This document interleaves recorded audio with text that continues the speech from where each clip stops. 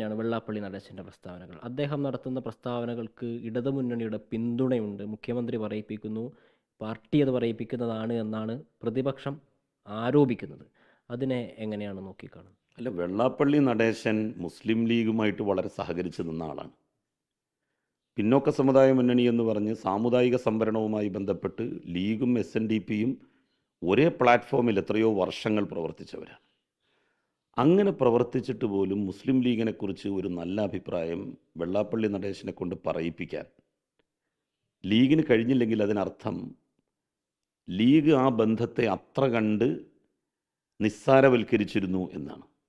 ഇപ്പം എൻ്റെ കൂടെ സഹോദര സമുദായത്തിൽപ്പെട്ട ഒരാൾ കൂടുകയാണെന്നുണ്ടെങ്കിൽ അയാളെക്കൊണ്ട് എന്നെക്കുറിച്ച്, ഞാൻ പ്രതിനിധാനം ചെയ്യുന്ന ജനവിഭാഗത്തെക്കുറിച്ച്, എൻ്റെ കുടുംബത്തെക്കുറിച്ച് നല്ല അഭിപ്രായങ്ങളാണ് പറയിപ്പിക്കേണ്ടത്. അത് കൃത്രിമമായിട്ട് പറയിപ്പിക്കുകയല്ല ചെയ്യേണ്ടത്. നമ്മളുടെ ജീവിതാനുഭവങ്ങളിൽ നിന്ന് അവർ പഠിച്ചെടുക്കണം. അത് ലീഗിനെ കുറിച്ചാണ് വെള്ളാപ്പള്ളിയുടെ വിമർശനങ്ങൾ, അത് മലപ്പുറത്തെക്കുറിച്ചല്ല എന്നാണ് കെ.ടി. ജലീൽ പറയുന്നത്. മലപ്പുറത്തെക്കുറിച്ചുമല്ല, മുസ്ലിം സമുദായത്തെക്കുറിച്ചുമല്ല. അദ്ദേഹം പറഞ്ഞിട്ടുള്ളത് അദ്ദേഹത്തിൻ്റെ അനുഭവങ്ങളാണ്. അദ്ദേഹത്തിൻ്റെ അനുഭവങ്ങളാണല്ലോ അദ്ദേഹം സ്വാഭാവികമായിട്ടും പറയുക. അപ്പം അങ്ങനെയാണ് അദ്ദേഹം പറഞ്ഞിട്ടുണ്ടാവുക. അങ്ങനെ എന്തെങ്കിലും ഉണ്ടെങ്കിൽ സത്യത്തിൽ അതിന് മുസ്ലിം ലീഗാണ് മറുപടി പറയേണ്ടത്. ഞങ്ങളെ അവഗണിച്ചു എന്ന് SNDPക്ക് ഒരു ഫീലിംഗ് മുസ്ലിം ലീഗ് വിദ്യാഭ്യാസം കൈകാര്യം ചെയ്യുമ്പോൾ ഉണ്ടായിട്ടുണ്ടെങ്കിൽ അതിന് ലീഗ് നേതാക്കളാണ് മറുപടി പറയേണ്ടത്. ലീഗ് നേതൃത്വമാണ് മറുപടി പറയേണ്ടത്. ഡാറ്റകൾ നിരത്തി ലീഗിൻ്റെ മന്ത്രിമാർക്ക്, ലീഗിൻ്റെ നിയമസഭാ പാർട്ടി ലീഡർക്ക് പറയാം, ഞങ്ങൾ ഭരിച്ചിരുന്ന സമയത്ത് SNDPക്ക് ഇത്ര സ്ഥാപനങ്ങൾ ഞങ്ങൾ കൊടുത്തിരുന്നു. സെൽഫ് ഫിനാൻസിങ് സ്ഥാപനങ്ങളല്ല ഉദ്ദേശിക്കുന്നത്, എയ്ഡഡ് സ്ഥാപനങ്ങൾ ഞങ്ങൾ കൊടുത്തിരുന്നു. അതാണല്ലോ എല്ലാവരും ഗണിക്കുന്നത്.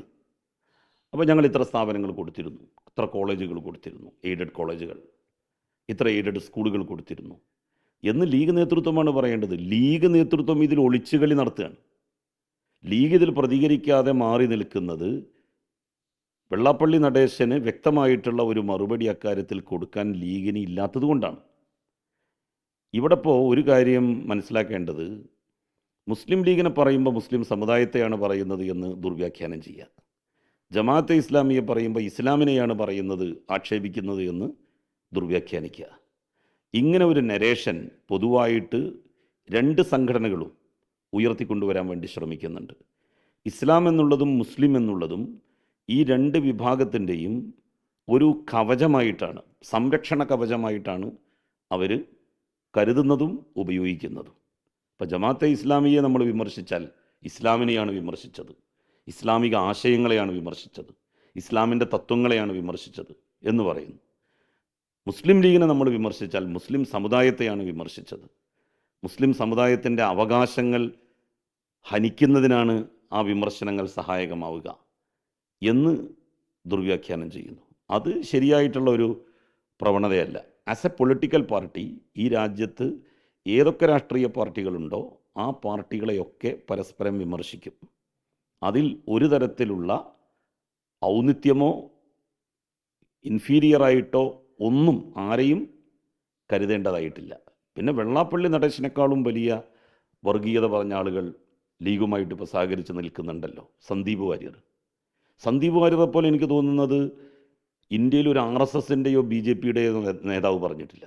അദ്ദേഹം പറഞ്ഞതെന്താ, മുസ്ലിങ്ങളുടെ കഴുത്തിൽ ടയറിട്ടിട്ട് കത്തിച്ച് അവരെ പാകിസ്ഥാനിലേക്ക് ഓടിക്കണം എന്നാണ്.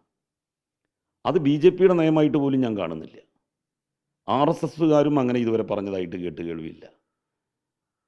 ഒരു പാർട്ടിയിലാണെങ്കിലും അദ്ദേഹം പറയുന്ന കാര്യം അത് വളരെ പ്രധാനപ്പെട്ട കാര്യമാണ്. ഓരോരുത്തരുടെയും മനസ്സിൻ്റെ ഉള്ളിൽ നിന്ന് വരുന്ന ആശയങ്ങളാണത്. അപ്പോൾ ഇങ്ങനെ ഇത്രമാത്രം മുസ്ലിം സമുദായത്തിൽ പെടുന്ന ആളുകളെ അവരുടെ കഴുത്തിൽ ടയറിട്ട് കത്തിച്ച് പാകിസ്ഥാനിലേക്ക് ഓടിക്കണം എന്ന് പറഞ്ഞ സന്ദീപ് വാര്യരെ ലീഗ് ഇപ്പോൾ പൊക്കിക്കൊണ്ട് നടക്കുകയാണ്.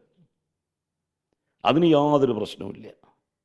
വെള്ളാപ്പള്ളി നടേശൻ മുസ്ലിം ലീഗിനെ വിമർശിച്ചു എന്നുള്ളതിൻ്റെ പേരിൽ അദ്ദേഹം വർഗീയവാദി.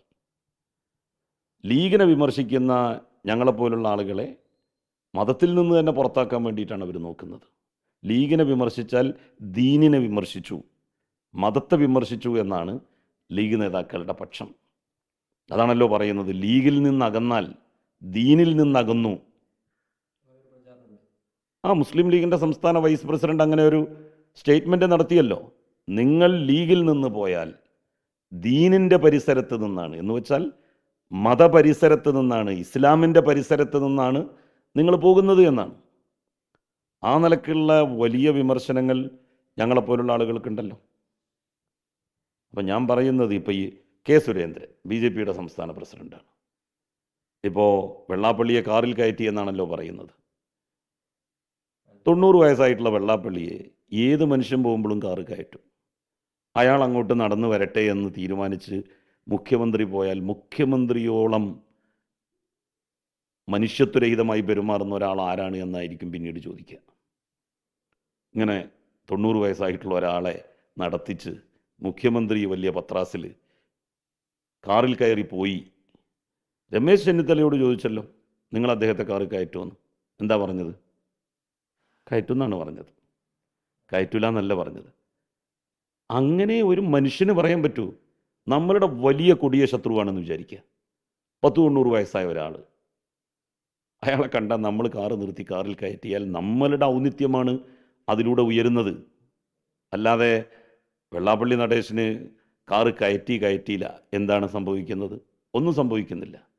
BJP സംസ്ഥാന പ്രസിഡന്റ് കെ സുരേന്ദ്രൻ്റെ മകൻ്റെ വിവാഹത്തിന് മുസ്ലിം ലീഗിൻ്റെ നേതാക്കന്മാർ പോയത് വലിയ സമ്മാനപ്പൊതികളുമായിട്ടാണ്. അങ്ങനെ പോകാൻ പറ്റുമോ? ഇങ്ങനെയാണെങ്കിൽ വെള്ളാപ്പള്ളിയെ കാറിൽ കയറ്റാൻ പാടില്ല എന്നുള്ളതാണ് ലീഗിൻ്റെ സമീപനമെങ്കിൽ, വെള്ളാപ്പള്ളിയേക്കാളും വലിയ വർഗീയത പറയുന്ന, മുസ്ലിം വിരുദ്ധത പറയുന്ന BJP സംസ്ഥാന അധ്യക്ഷൻ കെ സുരേന്ദ്രൻ്റെ മകൻ്റെ വിവാഹത്തിന് സമ്മാനപ്പൊതികളുമായിട്ട് ലീഗ് നേതാക്കന്മാർ പോകുന്നത് ശരിയാണോ? ഇവിടെ ഒരു കാര്യമുണ്ട്, ലീഗുകാർക്ക് എന്തും ചെയ്യാം. മുസ്ലിം ലീഗിൻ്റെ സംസ്ഥാന അധ്യക്ഷനാണ്. ഒരിക്കൽ കെ സുരേന്ദ്രൻ ഒരു സത്യാഗ്രഹം നടത്തിയപ്പോൾ അദ്ദേഹത്തിന് ആ സത്യാഗ്രഹം അവസാനിപ്പിക്കാൻ വേണ്ടിയിട്ട് നാരങ്ങാനീര് എടുത്തു കൊടുത്തത്.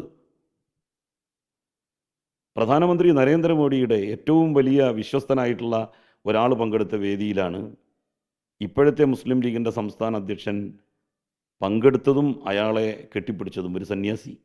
ഓർമ്മയില്ലേ?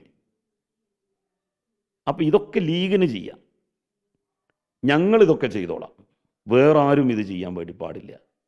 ഞങ്ങൾ BJP നേതാവിൻ്റെ കല്യാണത്തിന് പോയിക്കോളാം, ഞങ്ങളവരെ കയറിൽ കയറ്റിക്കോളാം, ഞങ്ങൾ വെള്ളാപ്പള്ളിയുമായിട്ട് ഒരു മുന്നണി ഉണ്ടാക്കിക്കോളാം. പിന്നോക്ക സമുദായ മുന്നണി എന്ന് പറഞ്ഞ ഒരു മുന്നണി ഉണ്ടാക്കിയിരുന്നല്ലോ. ഇതൊന്നും വേറെ ആളുകൾ ആരും ചെയ്യരുത്. അതാണ് ലീഗിൻ്റെ ഒരു നിലപാട് എന്ന് പറയുന്നത്. അതിനോട് യോജിക്കാൻ ഒരു കാരണവശാലും സാധിക്കില്ല. ലോകത്തെവിടെയായാലും ഏത് സമയത്തും 24 വാർത്തകളും ഓഗ്മെന്റഡ് റിയാലിറ്റി പാക്കേജുകളും എക്സ്പ്ലെയിനറുകളും വിശദമായി കാണാൻ ഞങ്ങളുടെ YouTube ചാനൽ നിങ്ങൾക്ക് സബ്സ്ക്രൈബ് ചെയ്യാം.